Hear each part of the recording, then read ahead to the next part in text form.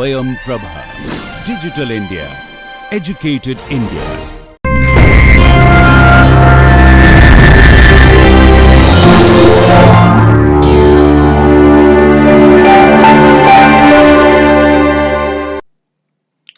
Hello everyone. In this lecture we will discuss about lens design method and tools such as SPSS, Msds and DE. Well, a lens is learning network for sustainability. It's an international a forum where a group of academicians, researchers, scholars such as you have become actually part of it. They develop actually sustainability assessment methods, tools, techniques, etc. They apply these into various cases from across the world.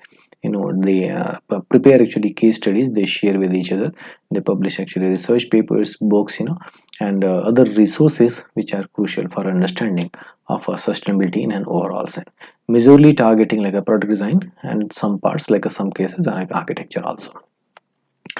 So in this lecture we will discuss about evolution of sustainability within design. These are the contents. So hopping on with the first topic, increasing role of design for sustainability.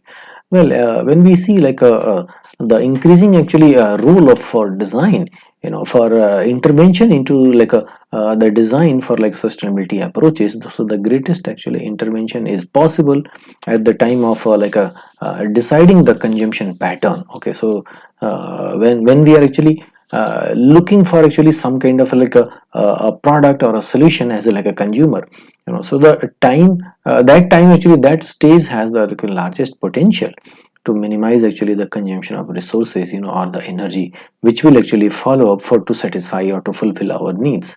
So the largest potential for this improvement is right there at that particular stage, so that you can see in this graphic over here. So as the time goes from a conceptual stage till the work is actually done and the product is delivered or the service is rendered, so from the starting to the end, the largest potential is at the beginning itself, if you can correct. So remember the previous lecture what we had in the NBC chapter, so a minimal actually consumption, minimal actually waste that is possible through correcting our behavior, our habits itself.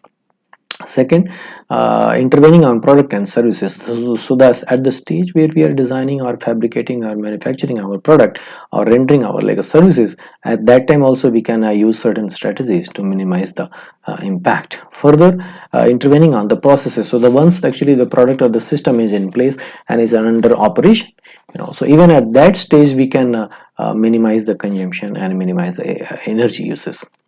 Further, in the last, intervening after products damages. So the for example the once is product is used, and it is left out or discarded, even by adopting certain strategies at that time, for example recycling, reusing, remanufacturing, etc., we can minimize up to a certain extent. So we saw that the largest potential for this improvement is right at the beginning stage. So you must focus more and more in the a beginning stage only, in the conceptual itself stage itself. So the emphasis should be on the prevention, because rather than cure. So the cure is actually remedial actually method. Once the problem has arisen, then comes the cure, but prevention actually comes before the problem has arisen. So we must actually go for handling sustainability through using this approach, of emphasis on a prevention. So an emphasis on a social cultural dimension. So the sustainability actually involves all of these three ESG aspects, and it is very important to address and consider those aspects also. Well, the roles and responsibility for the technical definition of the solution and the attractiveness of the solution.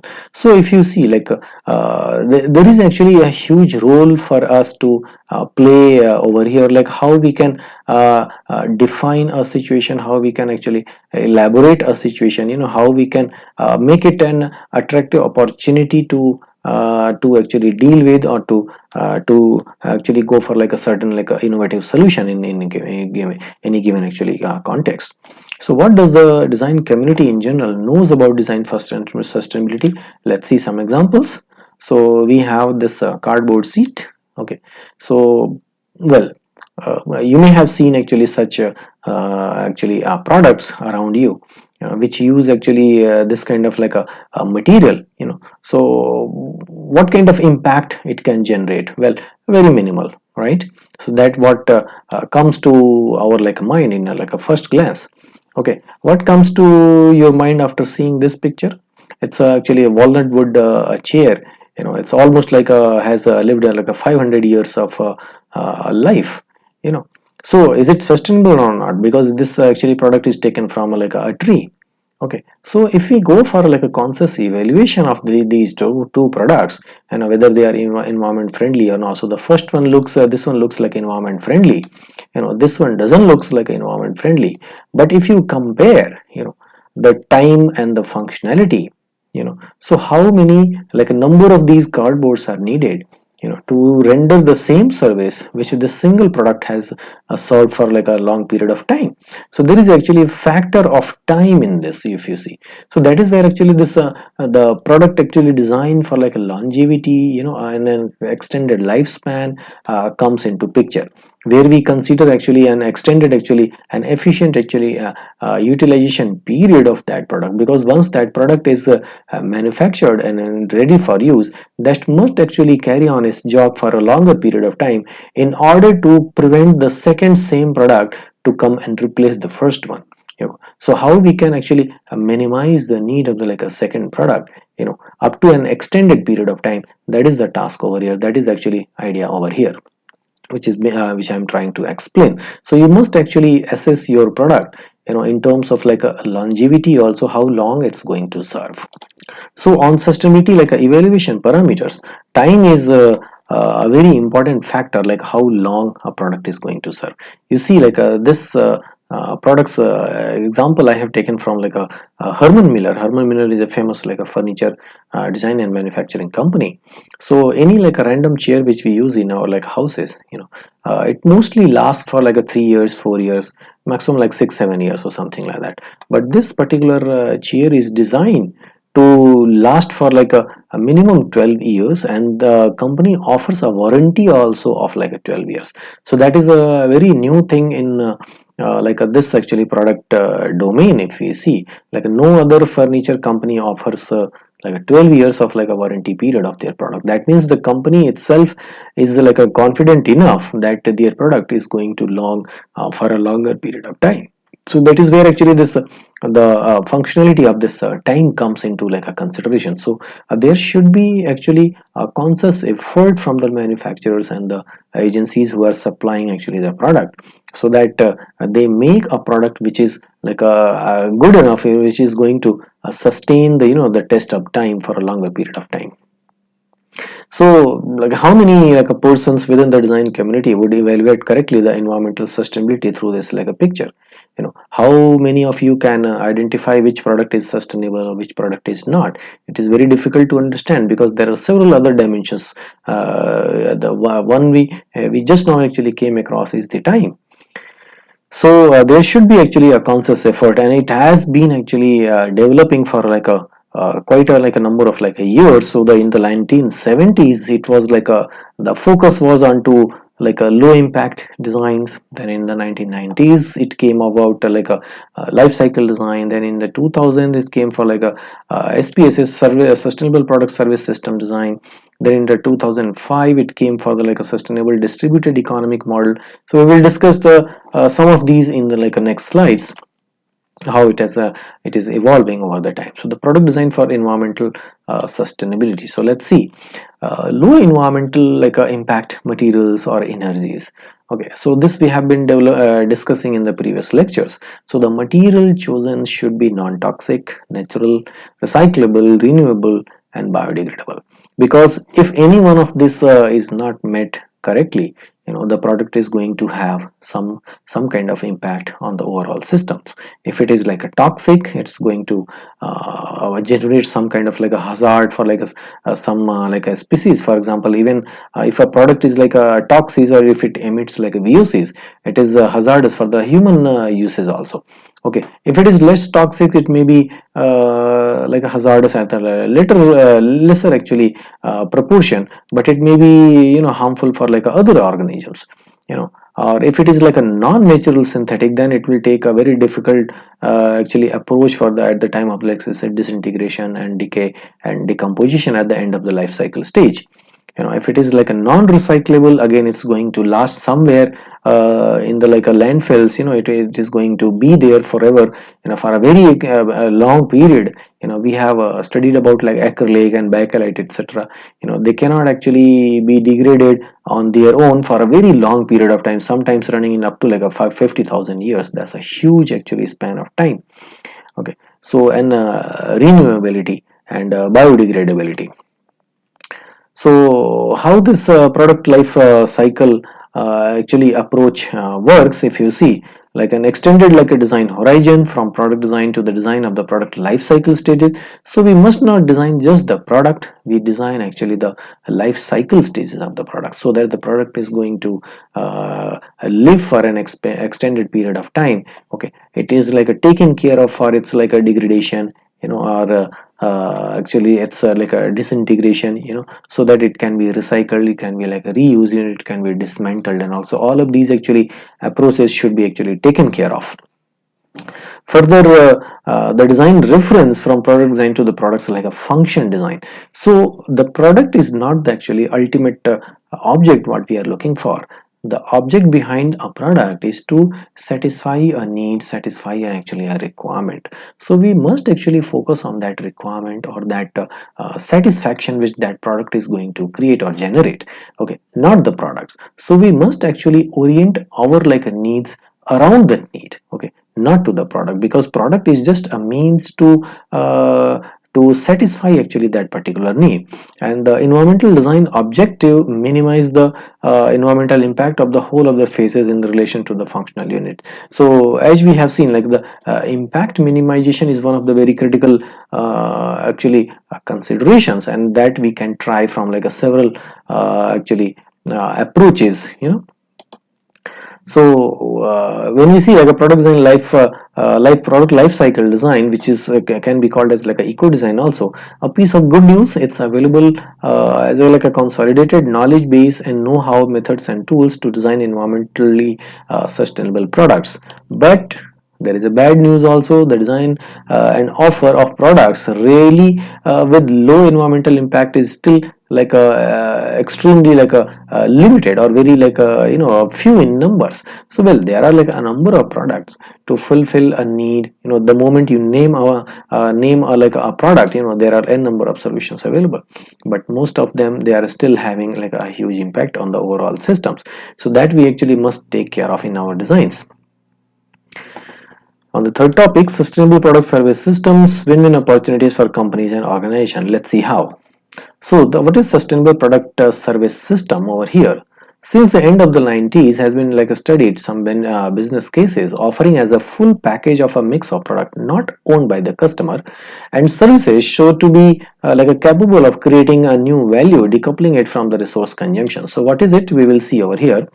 Like for example, you may have seen like a photocopier machines. Okay, so the objective is to copy the or make the like a Xerox copies of like any document, or like taking like a photocopies of a or maybe taking a print or something that. Okay, so that is the main objective. But the objective is not to exactly own the Xerox actually machine or the photocopier machine.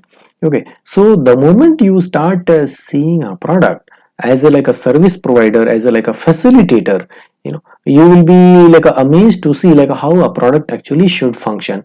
So for an extended period of time, if that Xerox machine, if that photocopier machine is going to serve you like satisfactorily, well, that is what you want. So for doing that, why you need to own a machine? So this experiment was actually conducted by this Xerox machine. You may be aware of this company. It's a very famous company from the photocopier actually copying business. So instead of like a photocopiers, they sold copied like a papers and documents. So Xerox actually offers a package deal and installs and maintain photocopiers, which is not owned by the customer, and may even makes and delivers copies. The customer pays for the like a package. So whatever like a amount of like a prints or the photocopies you need, well, that is what you have to pay for, not for the entire machine. So the machine will be loaned to you if you require in your premises, in your office, and that machine will still be the property of this Xerox company. Well, you can use the facility, and you can pay per like a print or per like a photocopy basis.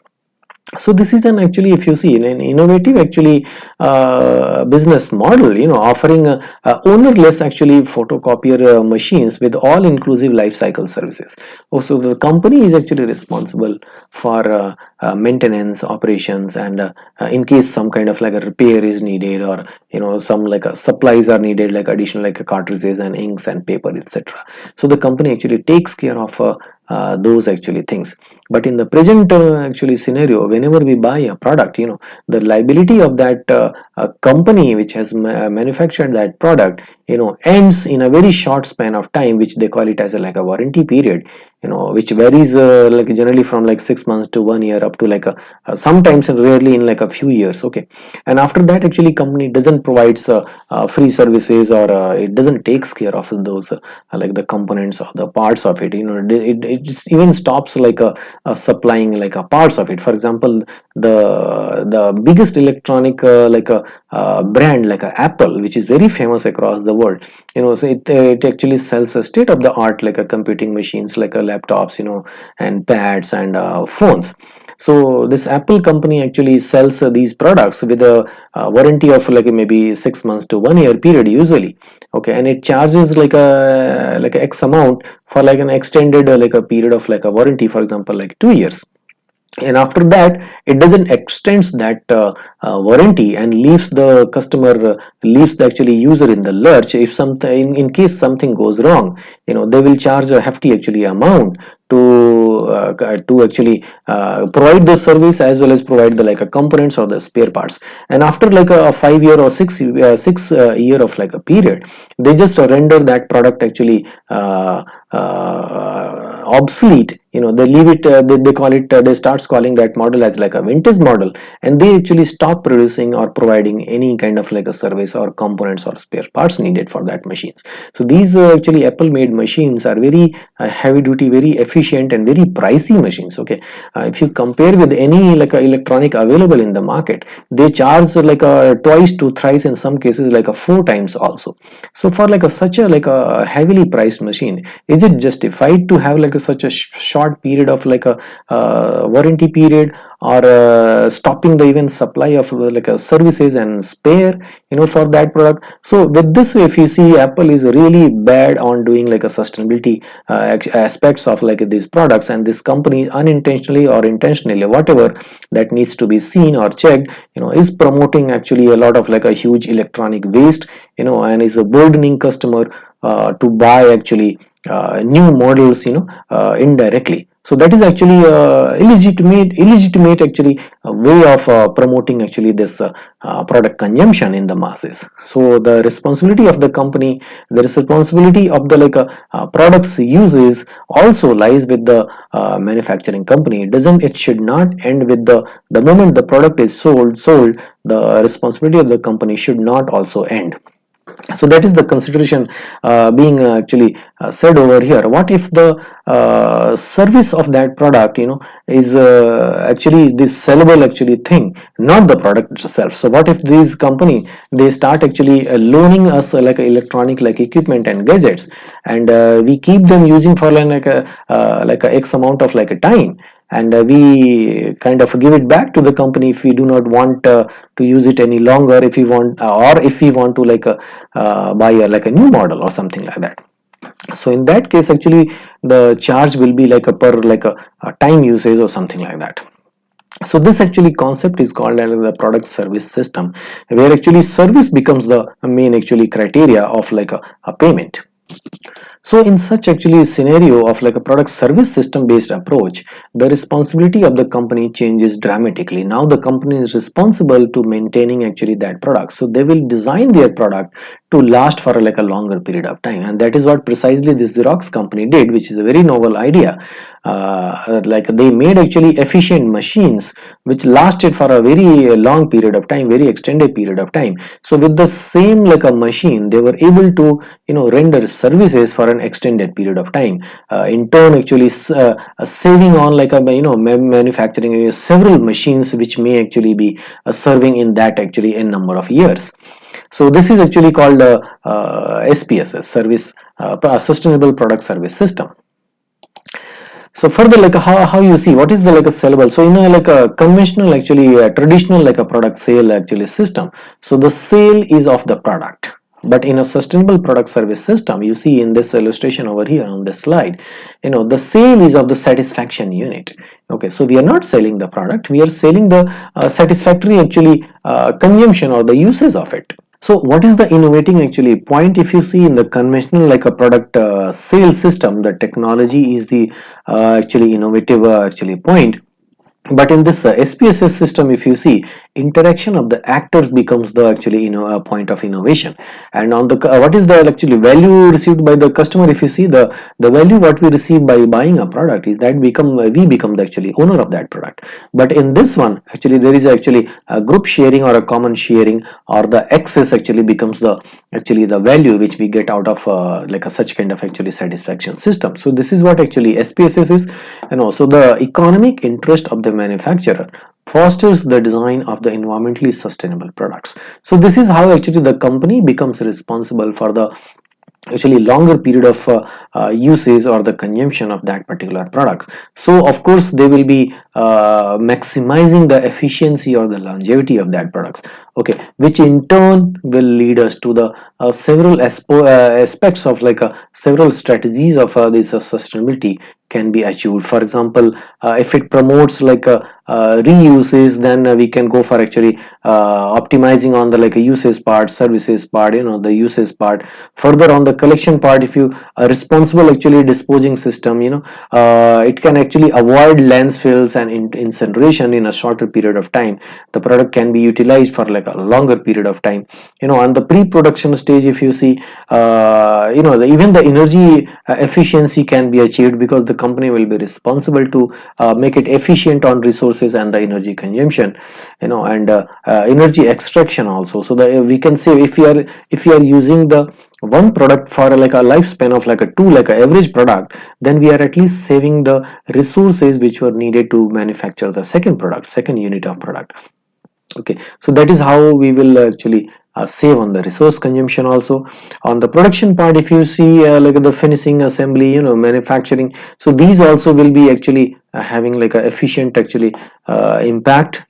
And on the distribution, the storage, transportation, packaging, so there will be saving, as you can see on these parts also. So in an overall actually, if you see this the life cycle of a stage, there will be saving in each and actually domain of it. So there in an overall sense, this SPSS has the potential to minimize the impact in an overall sense. So the design for actually materials consumption minimization, design for like energy consumption minimization, resources renewability and biocompatibility, for resources toxicity and harmfulness minimization, for products lifespan extension, for the maintenance, repair, upgrade, remanufacturing, reuse, intensification, etc., for recycling, composting, energy recovery, design for disassembly. So these are the actually approaches, these are the actually strategies which SPSS has the potential to actually address to. Further, if you see, are the like sustainable product service systems also applicable to low and medium income contexts? Let's see. Are they promising models to economically foster and even social equity? And are they win-win models for fostering all of the sustainability dimension? Well, it has the potential to cater to like this like a low or medium income context. Also, it can actually be taken up at any level. We will discuss with some examples in the like coming slides. So yeah, so this actually book gives us an extensive actually detail. It has a set of articles which are written by several scientists and actually designers from across the world, which will be helpful in understanding this SPSS system through this book. You can refer actually this book when you are free after this class. So, a sustainable product service system, an offer model providing an integrated mix of products and services that are together able to deliver a unit of satisfaction, or fulfill a particular customer demand, based on innovative interaction between the stakeholders of the value production and satisfaction system, where the ownership of the product and the and or the a direct cost of its life cycle services remain by the providers, or being actually paid per unit of satisfaction, so that the economic interest of the providers continuously seeks environmentally and socio-ethically beneficial new solutions. So this is actually intention of the SPSS, and that is how actually we see there is a huge actually potential by adopting SPSS system in our consumeristic actually product domain. So in the next topic, let's see what is a distributed economy, DES, a promising model for locally based sustainability. So we have seen in the previous lectures how this globalization has brought actually several kinds of repercussions, and the impact of any product which is being manufactured in one corner of the world has increased, because of this indirect emissions which are happening there due to this transportation, and things. So how this distributed economy actually works. So since 2005, some models have been studied as a promising model for locally based sustainability. Distributed economies, selective share of production distributed to regions where activities are organized in the form of small scale flexible units that are synergetically connected with each other. The concept calls for a transformation in the industrial system towards DE, departing from the socio-economically and environmentally unsustainable dynamic associated with the large-scale centralized production units that are favored by neoclassical economic drivers. So how it works? You see this. I would like to explain you through this some examples. For example, we have this centralized a power plants, for example like a coal based power plant, or maybe hydroelectric power plants, or maybe nuclear power plants, or so on. So they actually generate a huge actually quantity of a power, and they supply for a larger actually area. But compared to this, if we go for a smaller actually power generation units, for example like a home based solar power grids, or maybe a neighborhood based actually power generation grids, or maybe a city based actually power generation like a network, so the impact of this will be lesser. Why? Because the footprint because the ecological footprint of a project of this scale is very high. Okay, if you divide it into a smaller actually unit, so the overall impact can be minimized. So this is where actually this distributed economic models comes into the power generation system. So this is called a distributed energy generation system. So it is in place of a one centralized very huge actually power plant, we can go for actually minimal smaller actually unit based actually power generation systems. So this is what it means over here. Another example for a centralized manufacturing units based on maybe one country supplying to to the n number of countries. Why can't we have actually this economy distributed actually manufacturing systems also in place, to have a distributed a manufacturing facilities, at most of the places in most of our almost every state. Why can't we have such facilities? Because for having actually centralized manufacturing facilities, there is a larger impact on the a social sector also. The workforce is forced to move from their native places to these actually centers, or these actually focal points where these manufacturing units are actually established. So this is how this distributed economic model looks like, you can see in this illustration over here, which like it gives a picture of like a paradigm shift from like a centralized large production units and distribution system to a decentralized or a distributed actually model.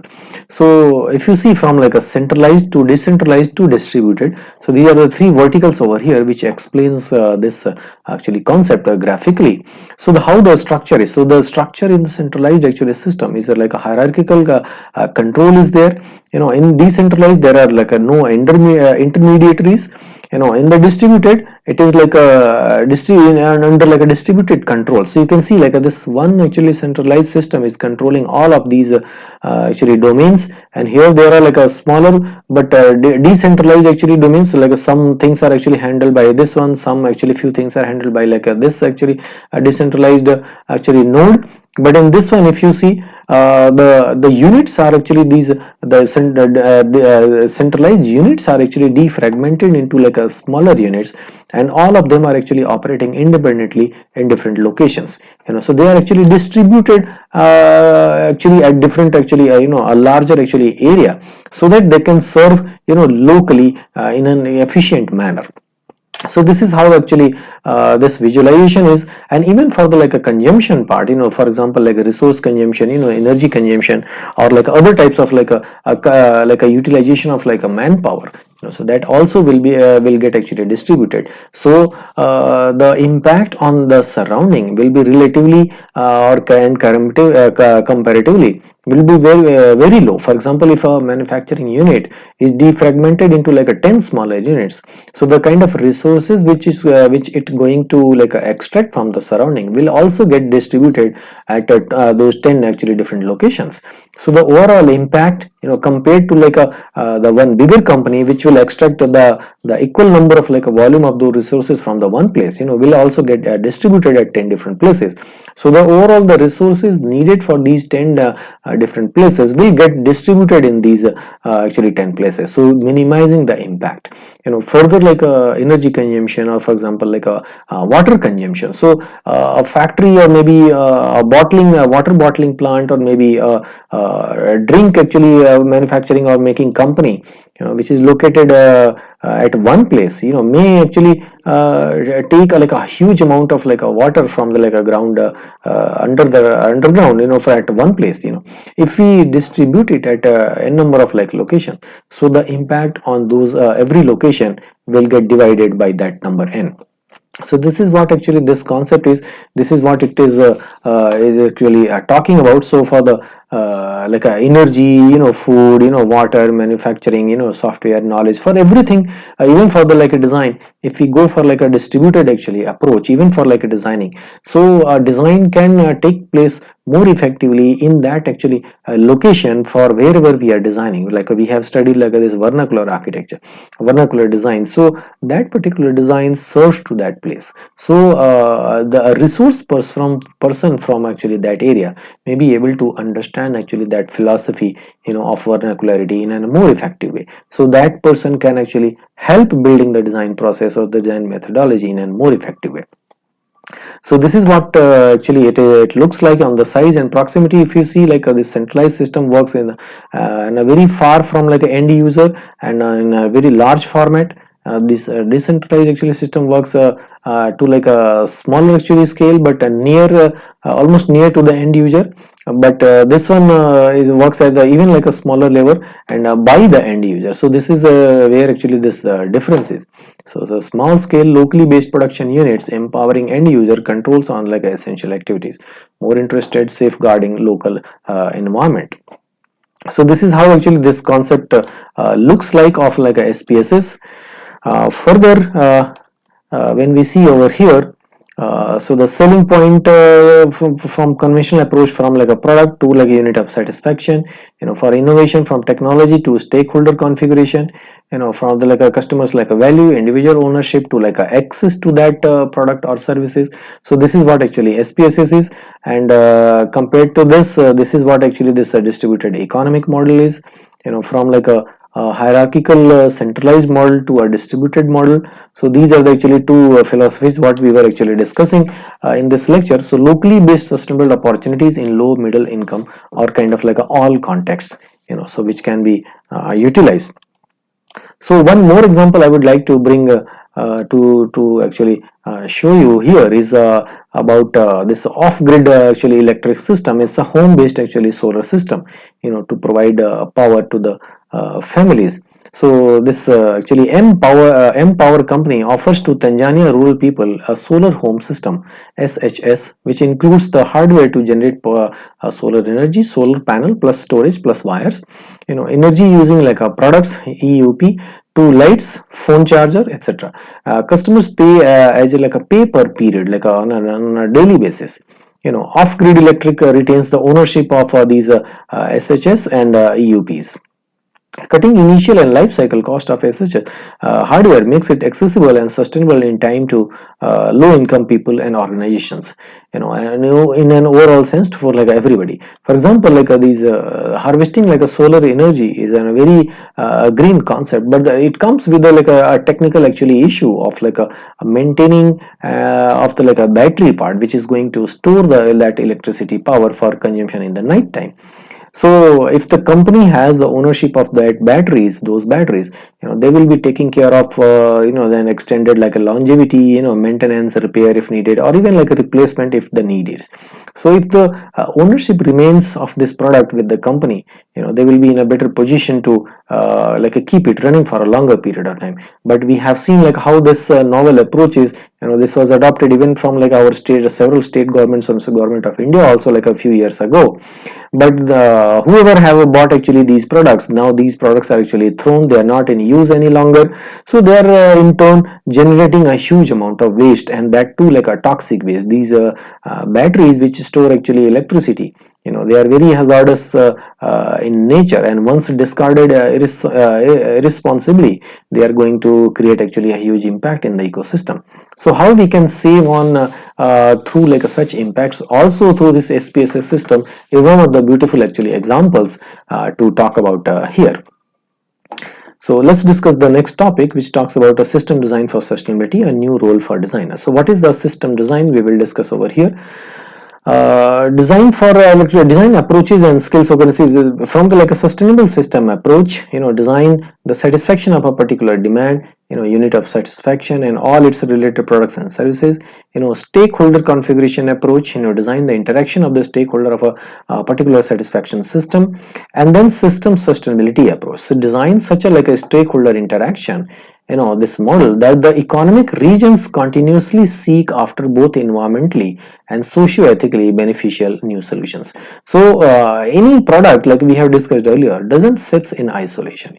Every solution is meant for people, it is utilized by the people, and there are number of like stakeholders who are involved in like a fabrication or the resource actually sourcing, then the power generation, then operations, the usage, and the disposal. So all of these stakeholders, if we combine them into like a one unit, and if we design our like a product and the service system in such a way that it serves the system efficiently, and if there is any needed to improve the entire system, so if for that actually we can intervene at that actually stakeholder level or that actually unit level to improve the efficiency of that product, and in turn we can actually improve the efficiency of the entire systems. So that is where actually this system sustainability comes into the picture. By intervening at one actually stakeholder or one level, how we can improve the entire actually system around that product. So this is what it talks about.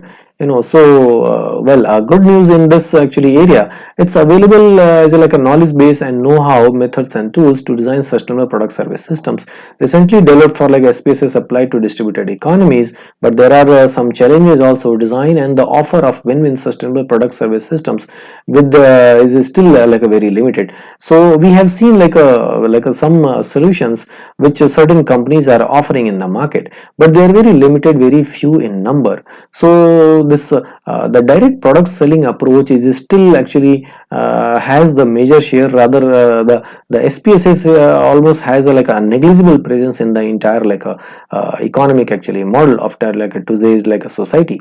So how this share can be improved is a matter of discussion now, how this efficiency can be brought in. So state of the art, like given the great opportunities and responsibilities as well as the new knowledge base and know-how developed for the designers, today few within the design community are equipped with a solid knowledge base and know-how on like a design for sustainability. Today the design community as a whole is still more part of the problem than part of the solution. So how this can be improved is a matter of discussion. How you can adopt these strategies, adopt these approaches while you are designing your like a projects. So this must actually get incorporated in your thinking, in your like a thought process for going about like any project. So from here and onward we will discuss about certain strategies, of like a sustainability design in like our product design domain.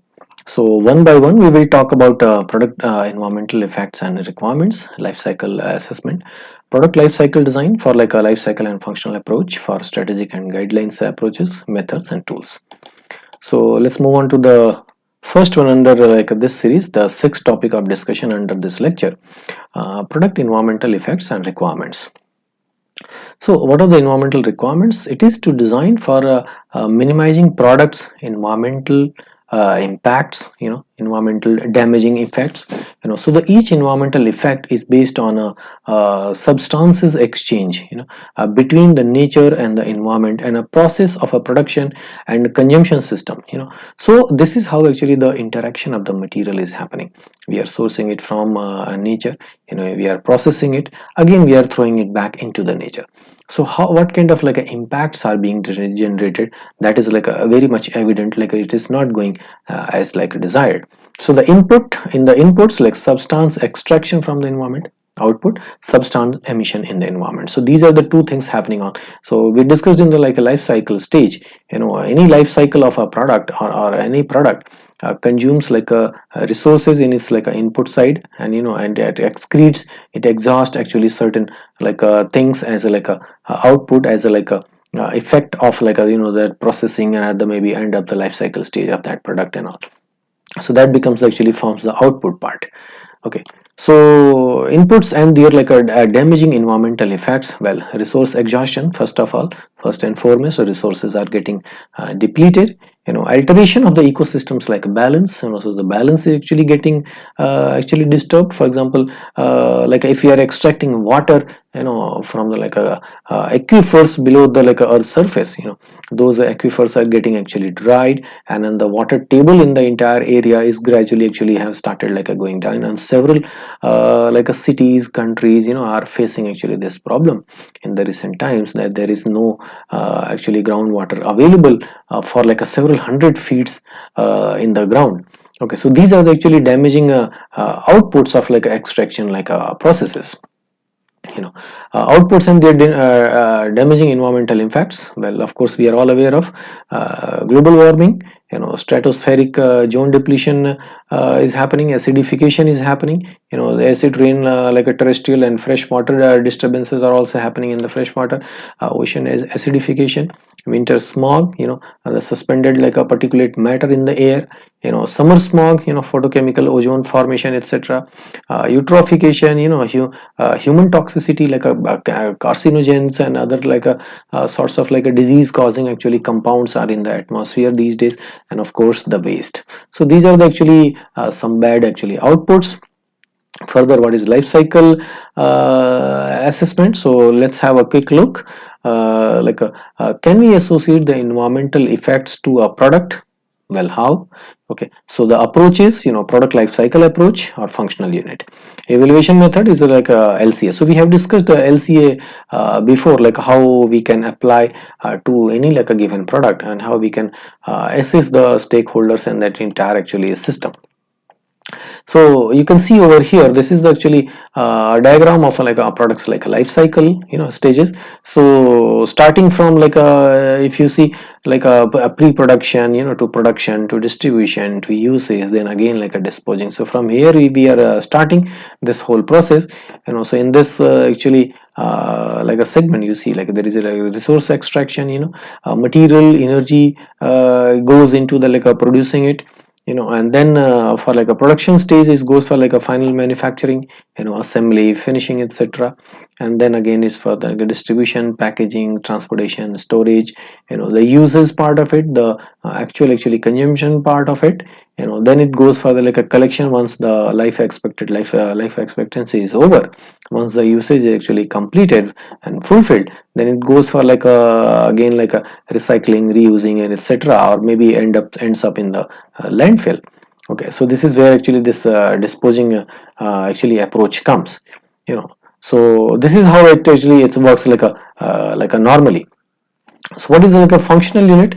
Well, is a functional unit is not the product to be designed or assembled, or assessed, but the whole of the processes associated with the fulfillment of giving a function.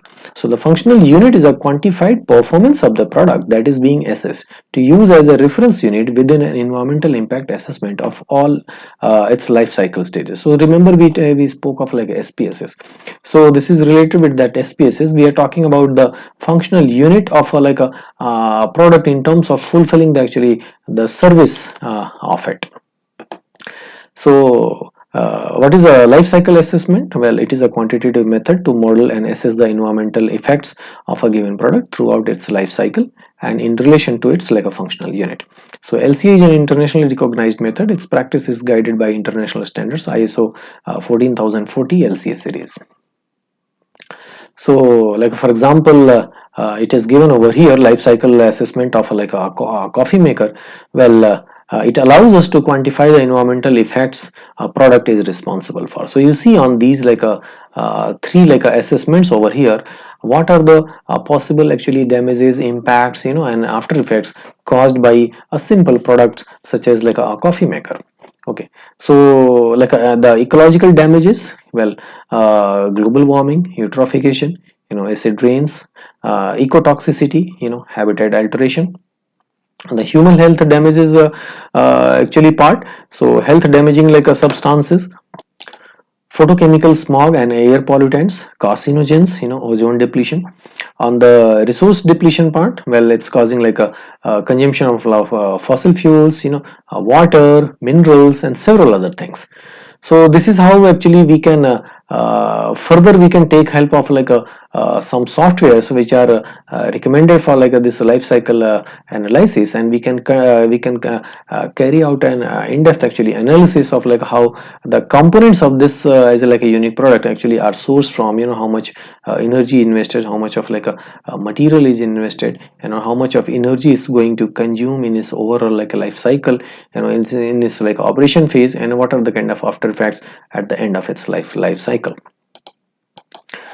Further, in the eighth actually topic of discussion, well, product life cycle design, life cycle, and functional approach.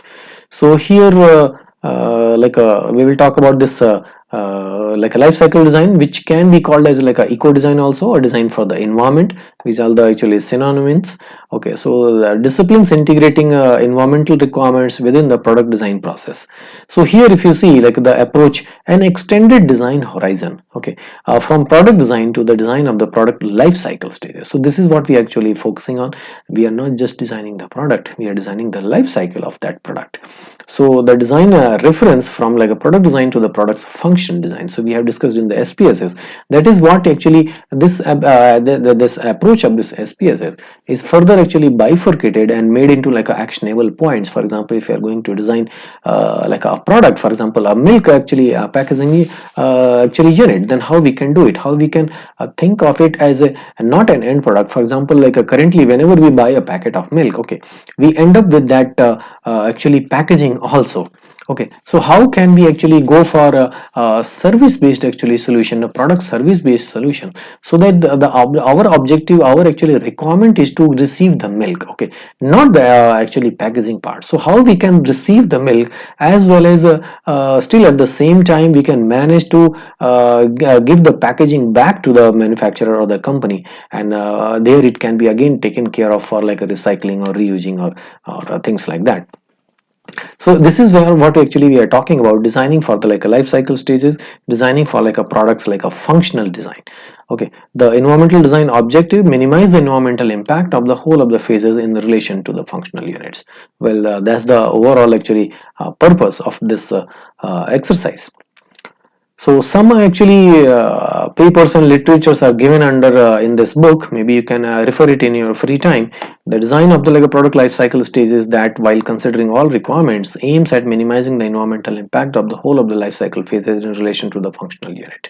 So this is what actually it means. Further, in the next topic, we will discuss about product life cycle design strategies and guidelines. So what are the strategies we can actually apply in our designs? So here we will actually see some examples in detail, and we will discuss about some strategies in detail. So low actually cost actually low life cycle impact actually design. So on the environmental studies, minimizing material consumption, minimizing energy consumption, optimizing resource renewability and biocompatibility, minimizing resources toxicity and harmfulness, product lifespan of optimization, extending the life cycle lifespan of the materials, and design for disassembly. Well, these strategies we have discussed in detail earlier. We will see in more detail in these coming slides. So for example, if you see like this electric guitar as like a product, so what is the approach do you see compared to these actually figures over here, these two pictures over here? Well, of course, minimizing the material content of that product. Okay, so this is the approach adopted in this actually like equipment. Well, it's done for the like aesthetical purpose also, but at the same time it solves the problem of like a resource minimization also, because for an electric guitar you doesn't need actually this volume to resonate actually and create that sound effect with this actually box generates while playing the guitar. Okay, so why while like how by removing actually this actually material over here, we can minimize the actually consumption of like this wood, because this is actually like these guitars are actually made naturally by using like wood, so the how this this kind of design can minimize the consumption of the material. So dematerializing the product or some of its components, so that's the objective in like one of the strategies which we are talking about here, about like a material minimization. Okay, so this is one example over here. Further in the like a discussion part, like minimizing material consumption. Well, how? So minimizing material content of a product, dematerialize the product or some of its components, digitalize the product or some of its components, miniaturize, maybe reduce in the scale and the proportions, avoid oversized dimensions, reduce thicknesses, apply ribbed structures to increase structural stiffness, avoid extra components with little functionality. So like, this seems to be very commonsensical actually approach and ideas, but this is very important for us to consider while we are on the drawing stage, while we are on the conceptualizing state for like any like a product design. Further, minimizing scraps and discards, select processes that reduce scraps and discarded material during the production. Engage simulation systems to optimize transformation processes. Further, like a minimize or avoid packaging. Avoid packaging first of all. Apply materials only where absolutely necessary. Otherwise, do not use like a packaging materials. Design the package to be part or to become the part of the product, so that the moment the product is delivered to the user, the packaging usually gets discarded immediately. So the lifespan of like a packaging material is comparatively like a very short, compared to the product. So how this disparity can be actually minimized? So that is the actually objective over here. Further, this strategy of like a minimizing material consumption during uses. So design for more efficient consumption of operational materials, design for more efficient supply of raw materials, design for more efficient use of maintenance materials, design systems for consumption of passive materials, which doesn't utilizes energy extensively, designed for cascading recycling systems, facilitate the user to reduce material consumption, set the product's default state at minimal materials consumption. So anyways, like for example, we have these the like automobiles, so they keep consuming like a fuel for their entire lifespan. So the how this the efficiency of this fuel consumption can be increased. So this is what we are actually talking about over here, minimizing the materials consumption during the usage period. Further, in the next strategy, adopt flexible material consumption systems like during uses. So engage digital support systems with dynamic configuration, design dynamic material consumption for different operational stages, engage sensors to adjust materials consumption according to differentiated operational stages, reduce resource consumption in the product's default state. So this is how actually we can go for a flexible material consumption system also during the operations stage. Finally, this is strategy of minimizing material consumption during the product development phase. So minimizing the consumption of stationary goods and their packaging, engaging like a digital tools in designing, modeling and prototyping, engaging like a digital tools for documentation, communication and presentation. So the kind of stuff we do in our like a studios and classroom. So how we can minimize on the stationary, and how we can minimize on the other like a support materials, and how we can go as much as possible like a digital. So for like a designing also we can go for digital sketching, a digital 3D modeling, digital like a prototyping, digital like a simulation, and testing. And then finally, if need is there, then we can go for the final like a material based like a prototyping and experiments. Okay, so in turn we will end up actually reducing the materials required for like a product development phase. So see the kind of potential this actually exercise has is really immense, and it's really eye-opening for you as a like a designer. So you can you should employ actually such strategies in your like design exercises. Further, we will see for energy minimizing energy consumption in the like products. So we have actually this case example over here. So the objective, the strategy is designed for like a energy minimization. So the example of select the most efficient energy consumption system during uses. So design system for consumption of passive energy sources. Okay, so it's a simple actually fridge, the refrigerator given over here. So this free up fridge with passive user of the outdoor cold. So how this actually fridge uses the actually outside cold for the which is like a normally there in the like a colder countries, and reduces the actually energy demand. So this is why actually this example is given over here, that it utilizes the outside actually chilly weather to create this cold actually atmosphere inside this fridge. Further, so what are the strategies we can go for considering while we are thinking about minimizing energy consumption? So that there are actually 5 strategies given over here. We will discuss one by one. Minimize energy consumption during pre-production and production stages. So what are the smaller like finer strategies which can be adopted for this? Like select materials with low energy intensity, of course. So the material intensity of the product should be lesser, like we have discussed like alloys, and polymers. These are really energy intensive material. They actually consume a lot of power, a lot of like energy, in their like production stages. So if it is possible to go for like other like alternative materials for like such in energy intensive material, we must actually go for those. Select processing technologies with the lowest energy consumption possible, this consumption pattern. We should go for energy efficient machinery. Use heat emitted in certain processes for preheating other like a process flow, so the energy wasted in some like a process can be utilized for the other process.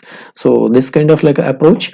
Engage the pump and motor speed regulators with dynamic configuration. You may have seen actually some examples where the bicycles are actually fitted with the dynamos. So the kinetic energy of that wheel, can be utilized by that dynamo to create through generate actually power, needed to light the bulb which is installed on that cycle. So that is actually what we are talking about over here.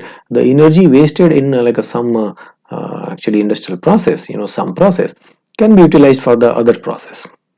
Further, equip the machinery with intelligent power of utilities so that there is no power wasted once the machine is not in the use. Optimize the overall dimensions of the engine, facilitate engine maintenance, define accurately the tolerance parameters, optimize the volumes of required real estate, optimize stock taking systems, optimize transportation systems and scale down the weight and dimensions of all transportable materials and semi products, engage efficient general heating, illumination and ventilation in the buildings. So these are actually several methods, several actually finer like strategies through which we can go on energy consumption reduction in the like a pre-production and production stages. Further towards the like a next stage, minimizing energy consumption during transportation and storage. So design compact products with high storage density so that every square inch, every like a volume inch is actually used for like a transportation and the efficient actually transportation of the stuff. Okay, so that we can maximize the uses of the like out of the like a fuel consumed. Design concentrated products, equip products with the on-site assembly, scale down the product weight, scale down the packaging weight, decentralize activities to reduce transportation volumes, select local material and energy sources. So these could be actually strategies for like a minimizing energy consumption in transportation and user stays.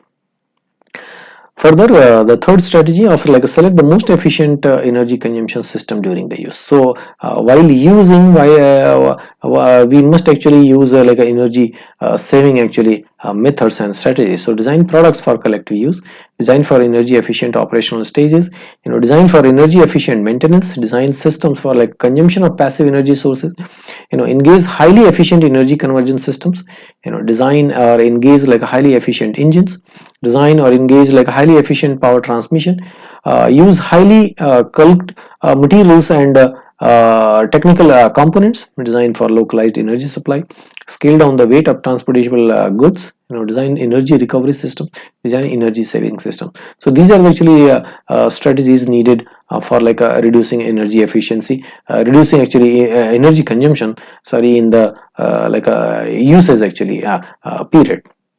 Further, we have this fourth strategy, enable a variable consumption of energy to follow demand fluctuations.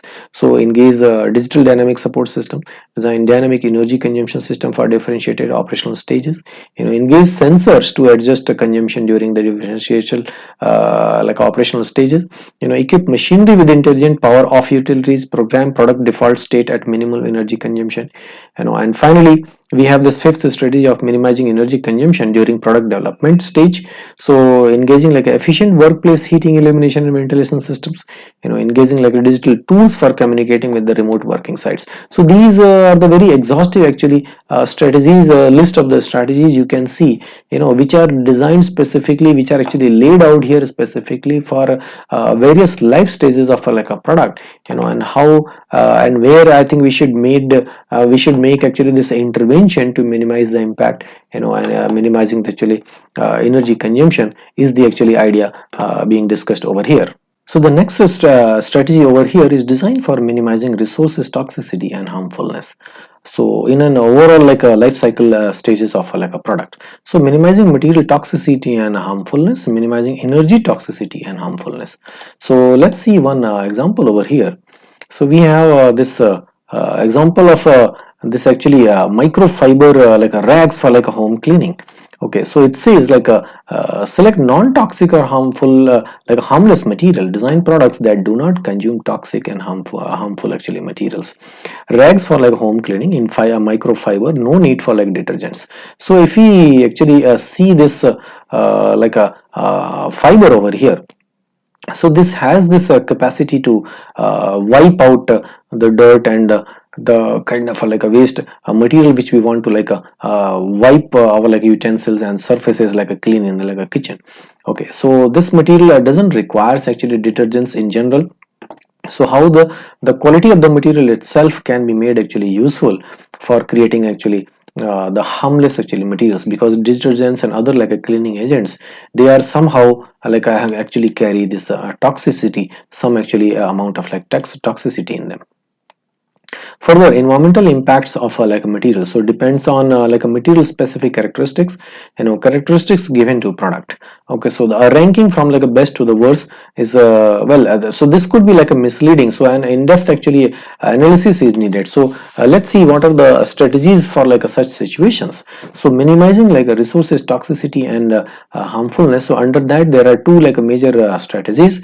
Okay, we will see one by one. So select non-toxic and harmless materials, avoid toxic or harmful materials for product components, minimize the hazards of toxic and harmful materials, avoid materials that emit toxic or harmful substances during pre-production, avoid additives that emit toxic or harmful substances such as VOCs we have discussed, the paints and other like a finishing materials used in the furniture and like interior surfaces. Avoid technologies that process toxic and harmful materials, avoid toxic or harmful surface treatments, avoid products that do not consume toxic and harmful like materials, and avoid materials that emit toxic or harmful like substances during uses, avoid materials that emit toxic or harmful substances during disposal. So based on the like life cycle stages, we can go for actually each and every stage, and we can rework, so that the overall minimization in toxicity can be addressed at all those levels. Finally, like a select non-toxic and harmless energy resources. So select energy resources that reduce the dangerous emissions during like a pre-production and production stages. Select energy resources that reduce dangerous emissions during like a distribution stages, during like a usage stage, and during like a the resource that reduces dangerous residues and toxic and harmful waste also at the end of its life cycle stage.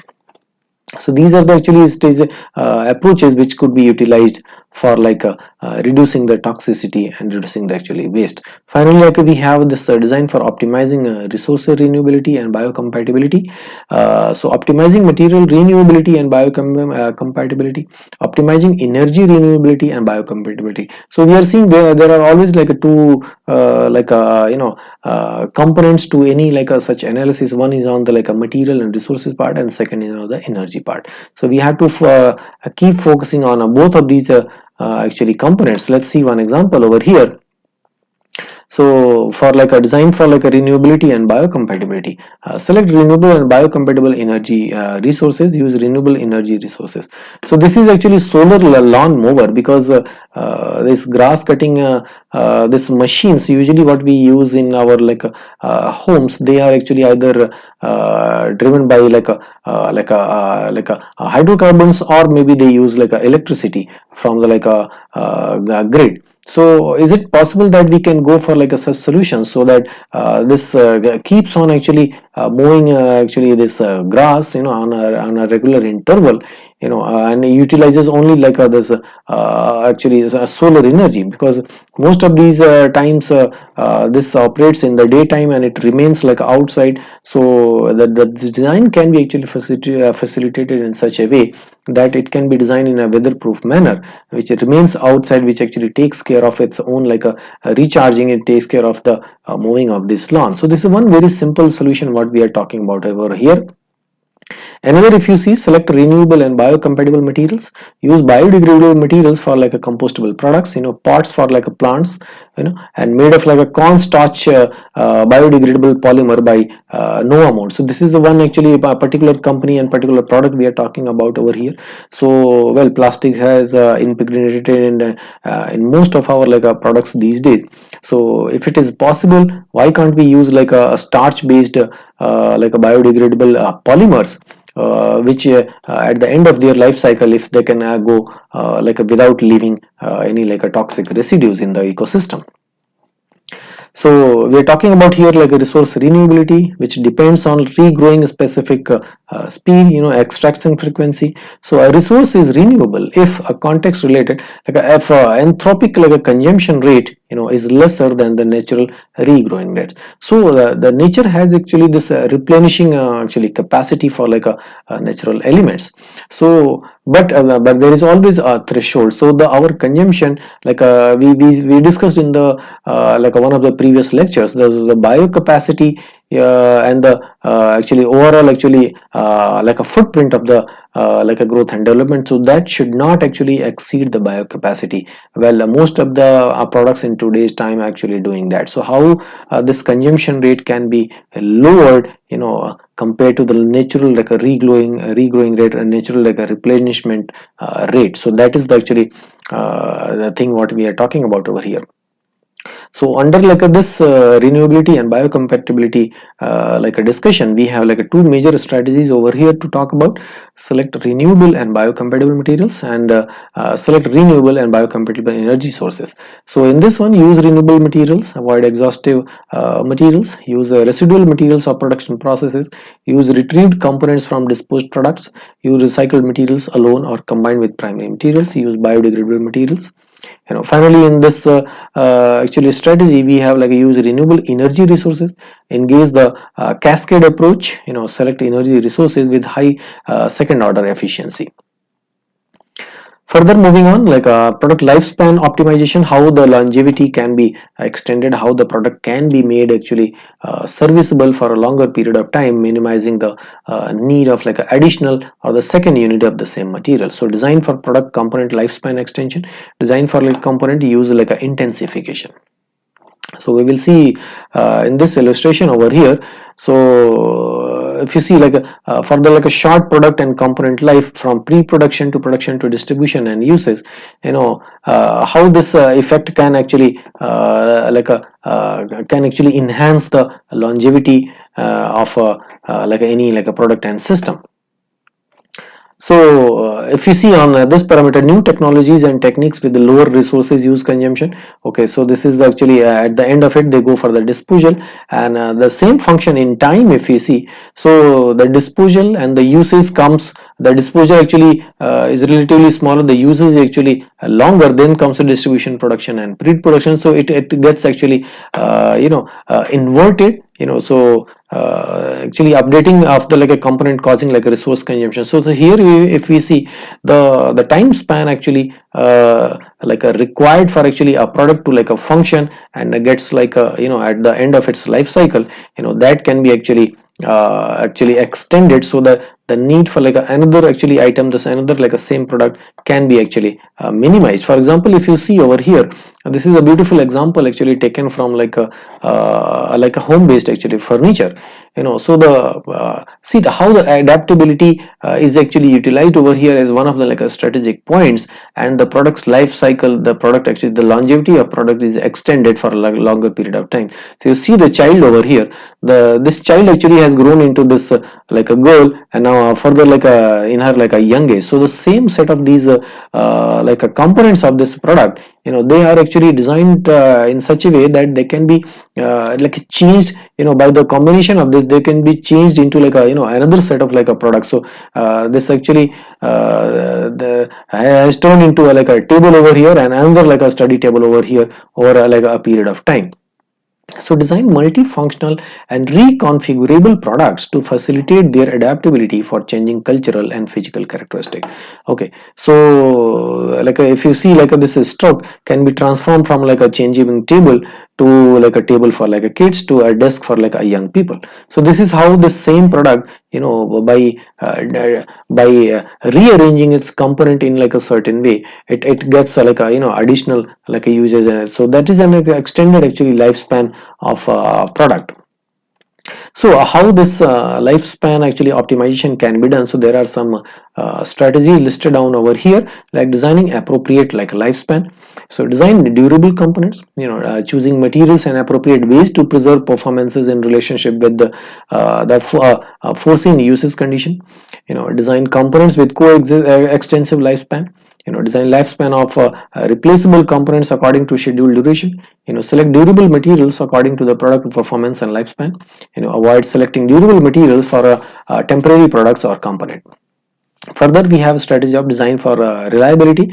So reduce overall number of components so that the system remains simpler.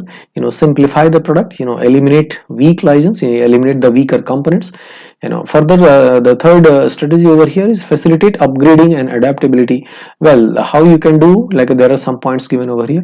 Enable and facilitate software upgrade, enable and facilitate hardware upgrade, design modular and dynamically configured products to facilitate their adaptability for changing environments, design multifunctional and dynamically configured products to facilitate their adaptability for changing cultural and physical individual backgrounds, design products that can be upgraded and adapted on site, design complementary tools and documentation for product upgrade and upgradation. So at the end of the like a normal like a lifespan of that product, there should be some support so that that product can be upgraded into a new product.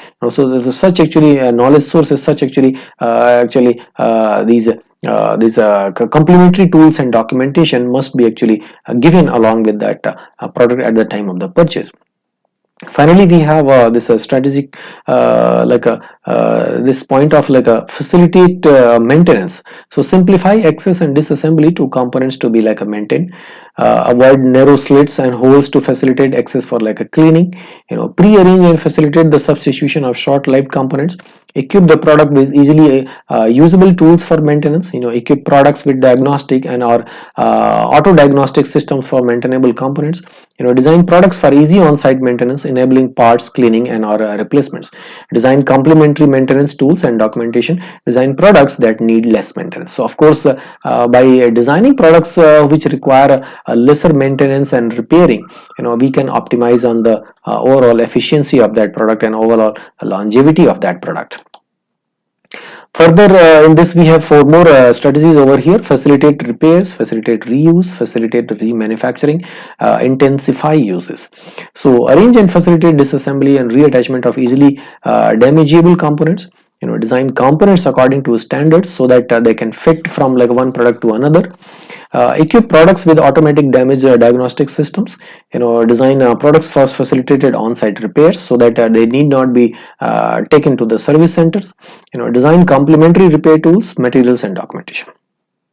On the strategy of facilitating reuse, increase the resistance of easily damaged and expendable components.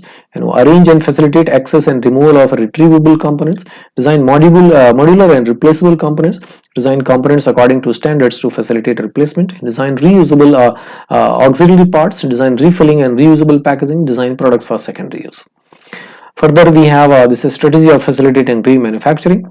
So design and facilitate removal and substitution of easily expendable components. Design structural parts that can be easily separated from external visible ones.